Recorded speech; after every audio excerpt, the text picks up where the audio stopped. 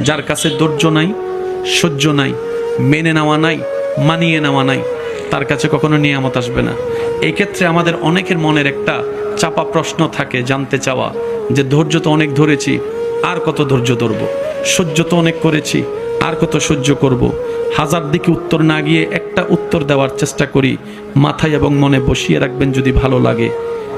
ধৈর্য ততক্ষণ ধরব যতক্ষণ আমাদের রব খুশি না হয়। সুবহানাল্লাহ। যতক্ষণ রব খুশি না হবে ততক্ষণ ধৈর্য, ততদিন ধৈর্য, তত মাস ধৈর্য, তত বছর ধৈর্য।